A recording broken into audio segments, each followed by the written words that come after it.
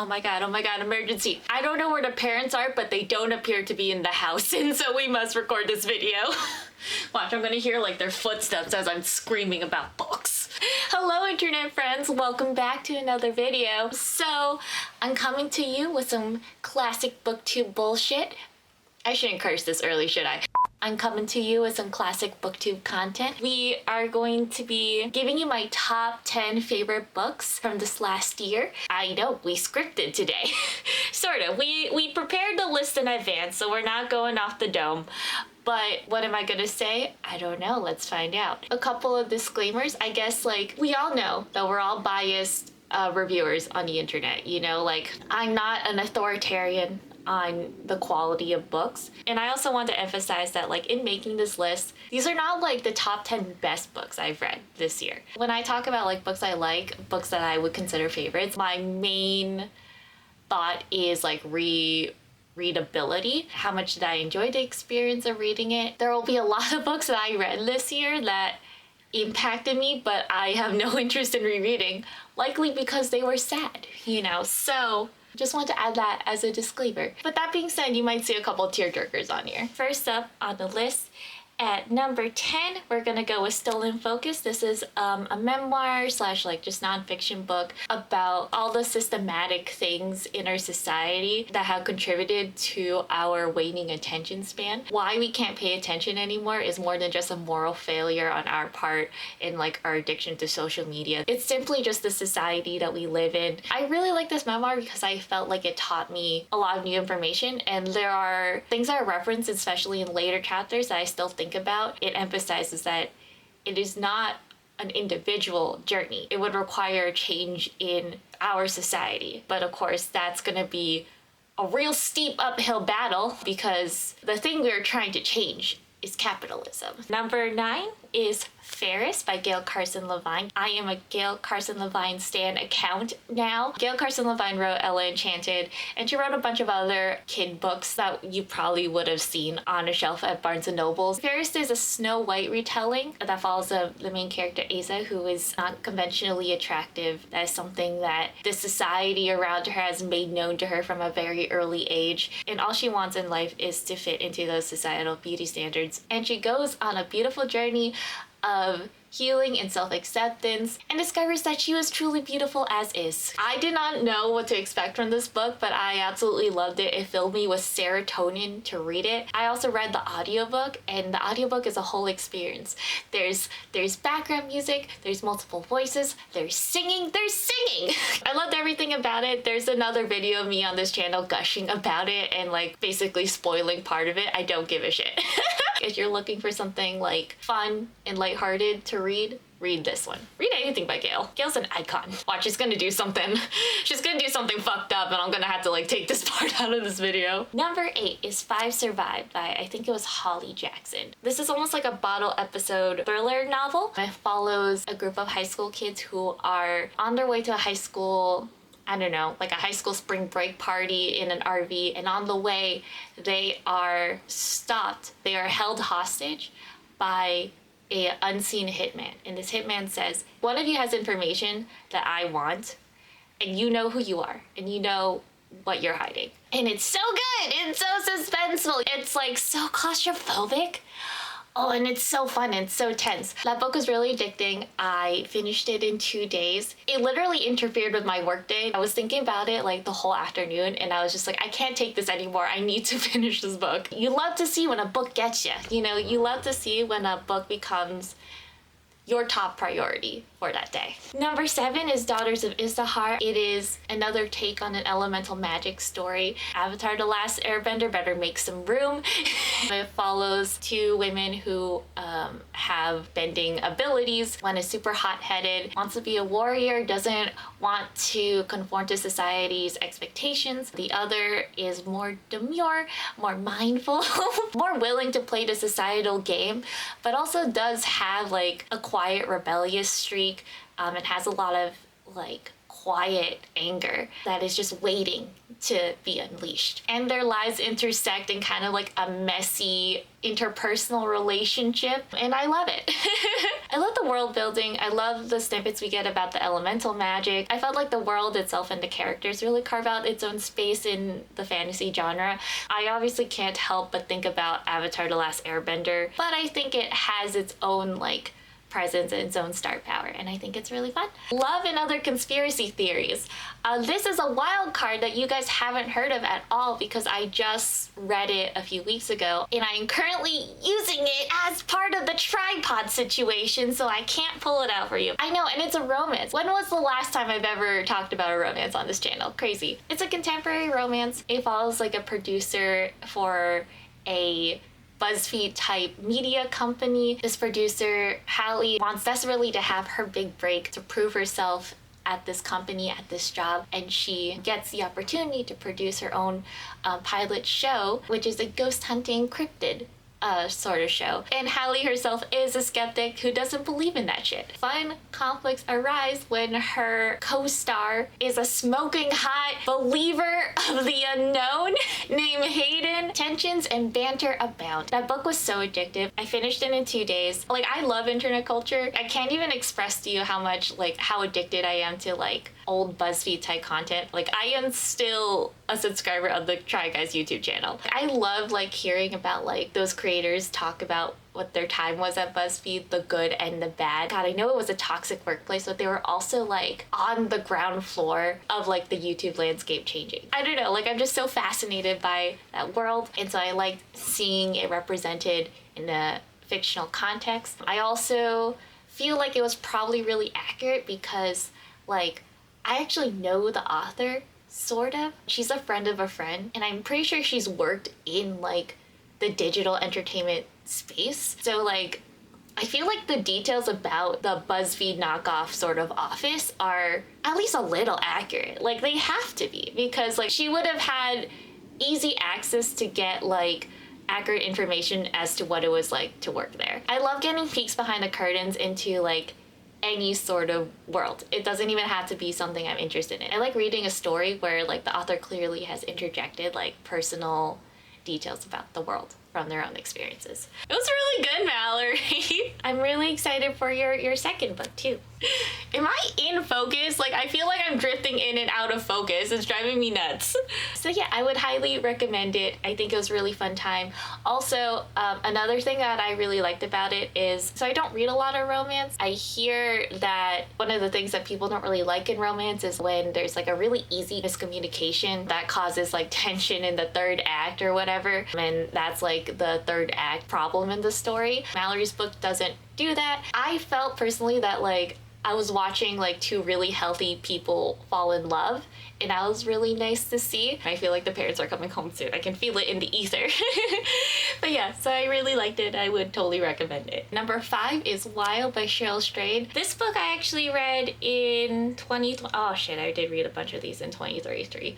By the way, I forgot to mention this earlier. I'm including books that I read in 2023 as well because I wasn't as active on BookTube in 2023, and there are a couple of books from that time period that I just read but simply didn't talk about with you guys, so I wanted to include some of those here. Wild is like truly a transformative book for me. It is the memoir of a woman who, after her mother's death, really just like self-implodes on her life. Her marriage self-destructs and she goes into a deep depression, and one day she gets into her head this thought of hiking the Pacific Crest Trail, which is a trail that goes from like Mexico into the border of Canada, I think it is. And she thinks to herself that this would be a really healing exercise to help basically like walk herself back to life. And she does this with no solo hiking experience. God, I feel like I'm not pitching this book as well as I want to, because it's about a woman who goes on a hike who on paper is unprepared to do so, but it is so much more than that. Cheryl Strayed is truly like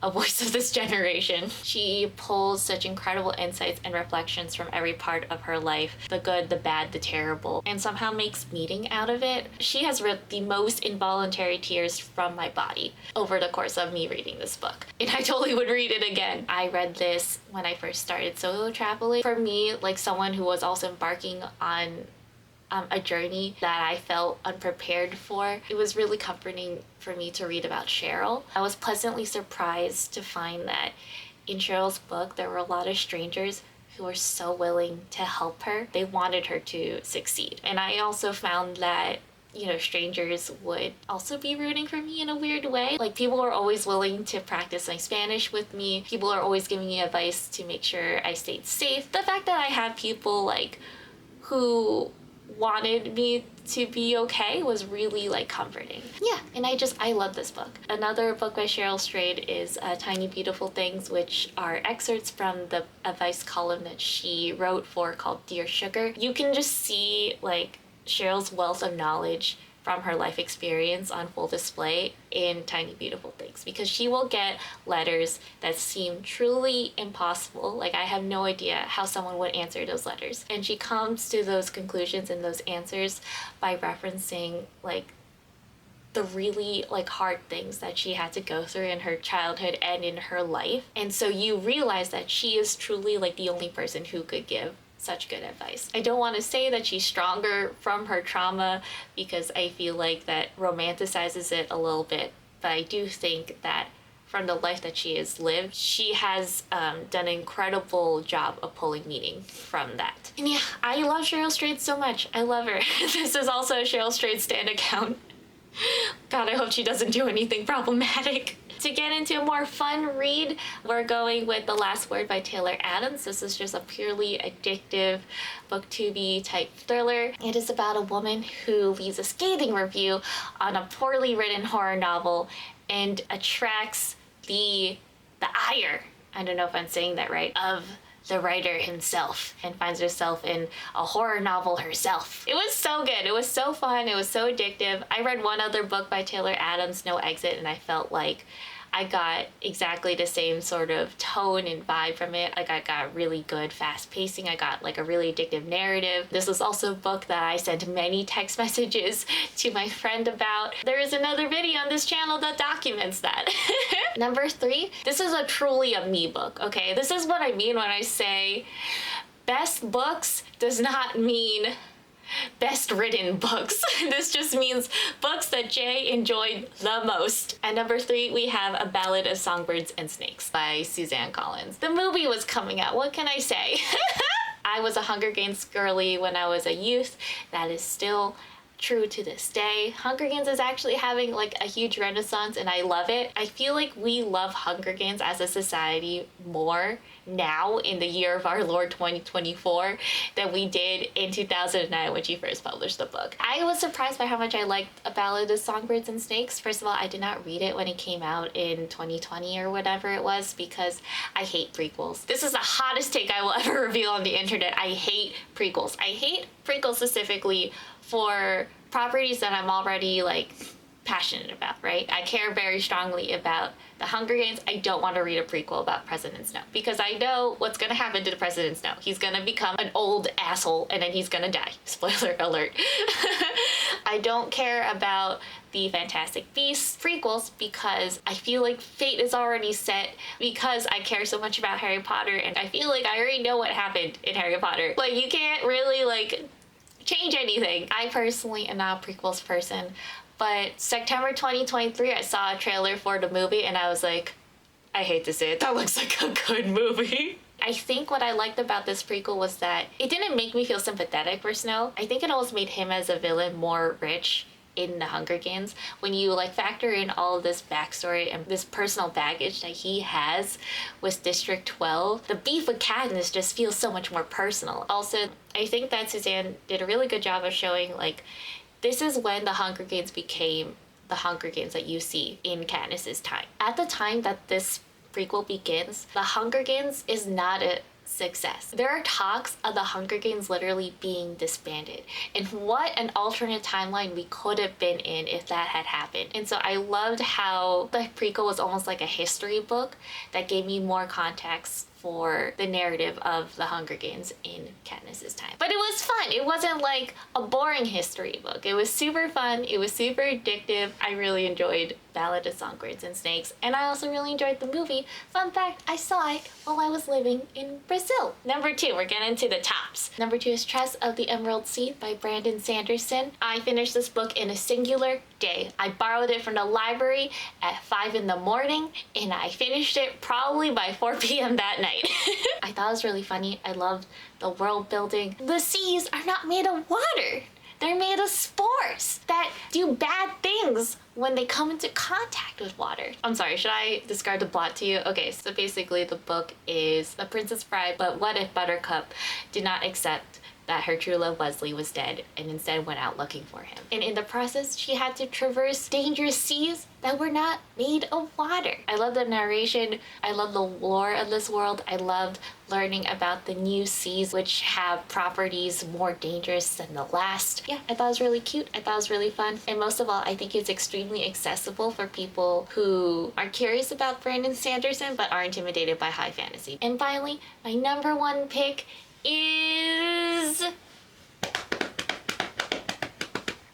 Fable by R.F. Wong. Fable was truly like this dark horse of a novel that came into my life and absolutely wrecked my feelings. This book is a mix of historical fiction and also magical realism, I would say. We follow a Chinese immigrant who was taken from his homeland at an early age and raised in Britain to become a scholar of translation, and it follows his journey through his early life, through his college years. And the reason why he's studying translation is because in this world, translation is the equivalent of magic. And so we follow this young boy Robin from his early life studying aggressively under a strict, borderline abusive father figure into his college years. I loved going through his life at Oxford, seeing him meet his college friends, people who would be like his core friend group probably for the rest of his adult life, the meaningful connections that he made. It was recommended me by Camilla at Hasty Books. Camilla, I can't even express to you how much I love this book because like I never would have read it in a million years if it wasn't recommended to me. I am not really a historical fiction person.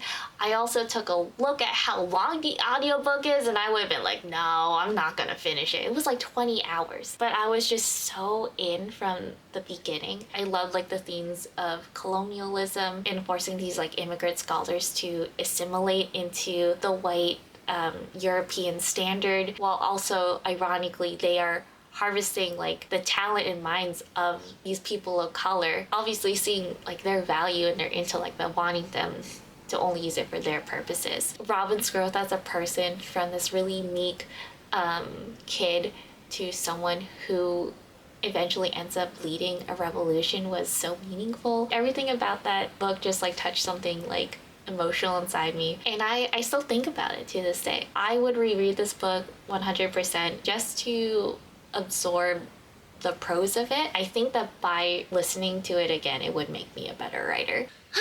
So that's it. Yep, the parents are home. We gotta wrap it up. So yeah, so that is my personal, completely biased top 10 books that I read in the years 2023 and 2024. Thank you so much for watching. I really appreciate you being here. And I hope to see you in another video. All right. Thank you. Good night.